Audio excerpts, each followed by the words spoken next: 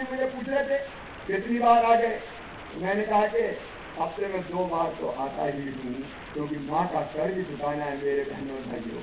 ये नर्मदा मैया जिसकी गोद में हम सब ने जन्म लिया, ये नर्मदा मैया जिससे अमृत जैसे जल को हमने पिया, ये नर्मदा मैया जिसके कारण हमारे खेतों में फसलें लहला रही है, ये नर्मदा मैया जिससे पानी से बिजली बना के जनता जनार्दन को देने का काम कर रहे हैं। ये नर्मदा मैया मध्य प्रदेश की जीवन रेखा है बहनों और भाइयों, जीवन रेखा। वैसे तो जल ही जीवन है, पानी के बिना हमारा काम चल सकता है क्या? बोल के बता, इधर भी बहनें बोल रही, भाई बोलेंगे, अरे पानी के बिना हमारा काम चल सकता है क्या? रहीमन पानी राखिए, बिन पानी सब सून। जल ही जीवन है, जल ही जिंदगी है, और ये जल देती है हमें नर्मदा मैया।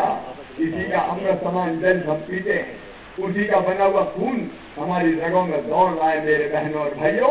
लेकिन कल्पना करके सोच के देखो, जिस नर्मदा मैया ने हमें पीने का जल दिया, और केवल पीने का जल नहीं, पूरे मध्य प्रदेश में देख लो, मंडला हो, डिंडौरी हो, जबलपुर हो, इंदौर हो, भोपाल हो, ओंकारेश्वर हो, महेश्वर हो, बड़वा हो, कितने शहरों का नाम लूं मैं, कितने गांव का नाम लूं मैं।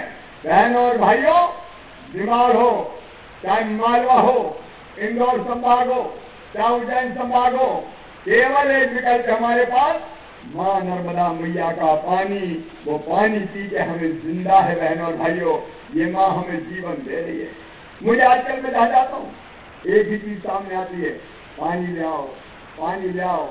किसान भाई मुझे कहते हैं हमारे खेत सूखे हैं, हमें पानी चाहिए, और जब वो पानी मांगते हैं तो मेरे पास कोई रास्ता नहीं है सिवाय इसके, नर्मदा मैया के सामने मैं हाथ जोड़ देता हूँ और कहता हूँ मैया चल, मैया चल, चले चल किसान के खेतों में, मैया चपराजी में चल, मैया गंभीर में चल, मैया काली सिंध में चल, मैया पार्वती में चल। ये धार जिले के मेरे बहनों और भाइयों कहते हैं, इस धार जिले की धरती के सूखे खेतों की प्यास बुझाने का काम मैं नर्मदा मैया के वरदान के कारण ही कर पा रहा हूँ मेरे बहनों और भाइयों। इसी नर्मदा मैया का पानी धार जिले के किसानों के खेतों में पहुंचाने का हम काम कर रहे हैं। ये ओंकारेश्वर हो, ये सरदार सरोवर हो, ये अलग अलग जो इंदौर सागर हो, अलग अलग बांध नर्मदा मैया की घाटी पे बने हुए हैं, उन्हीं बांधों उस पानी का सहारा है। और नर्मदा मैया भी ऐसी भोली है कि बेटा बेटी कहते हैं मैया चल। अभी तो मैं क्या एलराजपुर वाले कहने लगे, ऊंचे ऊंचे खेत, फसल पैदा नहीं होती, हमें भी नर्मदा जी का पानी ले आओ। अब नर्मदा जी का पानी कैसे लाऊं? नहर से तो बजा नहीं सकता, क्योंकि ऊंचे खेत, नीचे खेत। मैया ने कहा मैं तो पाइप में चले चलूंगी, चिंता मत करो, पाइप लाइन बिछाओ, पाइप में रख लो।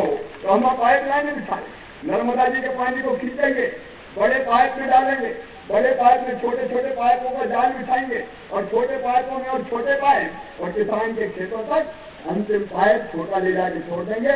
किसान अपना सिस्टम लगाएगा और ड्रिप से और स्प्रिंकलर से अपने खेतों में सिंचाई कर लेगा, तो ऊंचे नीचे टीले भी पंजाब और हरियाणा को फसलों के उत्पादन में मात दे देंगे मेरे बहनों भाइयों, मात दे देंगे। ये निवाड़ के किसान हो, मालवा के किसान हो। अभी दीदी कह रही थी कि अच्छी बात, शिवरा जी में तो पानी नहीं, शिवरा जी की हालत तो खराब है, पानी कहाँ से ले जाऊं?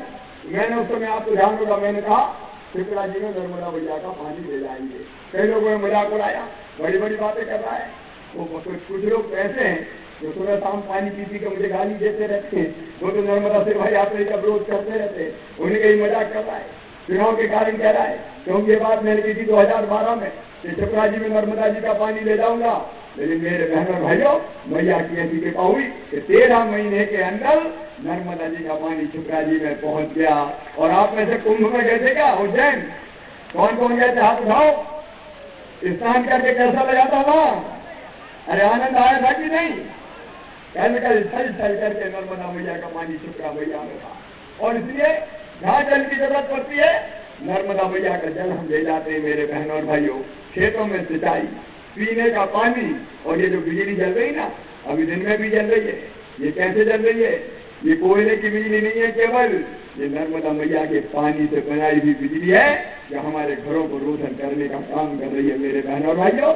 ये नर्मदा मैया का चमत्कार है। ये नर्मदा मैया है जिसकी गोद में हम स्नान करके अपने जीवन को धन्य महसूस करते हैं। ये नर्मदा मैया है जहाँ पर्यटन की गतिविधियां करके हम लोगों को रोजगार देने का काम कर रहे हैं। मेरे बहनों और भाइयों, ये नर्मदा मां ना हो तो मध्य प्रदेश बच नहीं सकता, मध्य प्रदेश बच नहीं सकता। अब नर्मदा मैया ने तो हम सबको दिया, लेकिन एक बार सोचो, हमने नर्मदा मैया को क्या दिया रे मेरे बहनों और भाइयों। ये नर्मदा मेरी मैया काय से निकलती है? ये गंगा जी की तरह बर्फ के पहाड़ों से नहीं निकलती, ये ग्लेशियर से नहीं निकलती। नर्मदा जी निकलती है सतपुड़ा और विंध्याचल दोनों तटों पर, दोनों सगे भाई नर्मदा मैया के। इनके जो बड़े बड़े पेड़ लगे, वो पेड़ जब वर्षा जल अवशोषित करते हैं तो वो बूंद बूंद करके साल भर पानी छोड़ते रहते हैं, और वो बूंद बूंद पानी नर्मदा मैया की धार बन जाता है। ये पेड़ है जो नर्मदा मैया में पानी छोड़ते हैं। लेकिन इंसान, तूने क्या किया रे? मैया ने तुझे अमृत जैसा जल दिया, लेकिन तुमने मैया को जल देने वाले पेड़ों को ही काट के साफ कर दिया। पिछले 100 सालों में दोनों तटों पर लगे हुए घोर घने जंगल काट दिए गए मेरे बहनों और भाइयों। अमरकंटक के पहाड़ नंगे होने लगे, आसपास के जंगल साफ होने लगे, और जैसे जैसे पेड़ करते गए तो माँ की गोद में भी पानी कम होने लगा। मेरे बहनों और भाइयों, जब मैं एक बार एक पुल का लोकार्पण करने नर्मदा जी का पुल बना, मैं क्या दिल्ली के तो वहां पानी थे ही नहीं नर्मदा जी। मैं लोगों से पानी तो है ही नहीं, बात क्या है? पहले भी नहीं होता था, इतने होता था तो उनका पहले तो बहुत होता था, लेकिन अब नहीं होता। पहले तो दोनों तटों पर बुलबुले निकलते थे, पानी के बुलबुले छूटते थे, झरने फूटते थे, और वो झरने धीरे धीरे नर्मदा जी में मिलते जाते थे। मैंने कहा बोला फूटना बंद हो गए। क्यों फूटना बंद हो गए? क्योंकि पेड़ कट गए मेरे बहनों और भाइयों। जिस माँ ने हमें अमृत जैसा जल दिया, उसे पानी की धार सुखाने का पाप इंसान ने किया, मानव जाति ने किया मेरे बहनों और भाइयों। ये अपराध है, ये पाप है। अगर ये पेड़ नहीं रहे तो नर्मदा माँ भी नहीं बचेगी, और नर्मदा माँ नहीं बची तो मेरे बहनों भाइयों तुम भी नहीं बचोगे, मैं भी नहीं बचूंगा, आने वाली पीढ़ियां नहीं बचेगी। ऐसी स्थिति बन जाएगी, ये धरती रहने के लायक नहीं लगेगी, नहीं रहेगी। मेरा माधव ठनका, और एक ही बात मेरे दिमाग में गूंजी, तू मुख्यमंत्री शिवराज, क्या तेरा ये धर्म नहीं है, क्या तेरा ये कर्तव्य नहीं है कि नर्मदा मैया के दोनों तटों पर फिर से घने पेड़ लग जाए, ताकि नर्मदा मैया की गोद फिर पानी से भर जाए? पहला विचार आया, नर्मदा नदी के दोनों तटों पर फिर से पेड़ लगाना है, घने पेड़ लगाना है। और पेड़ कौन लगाए?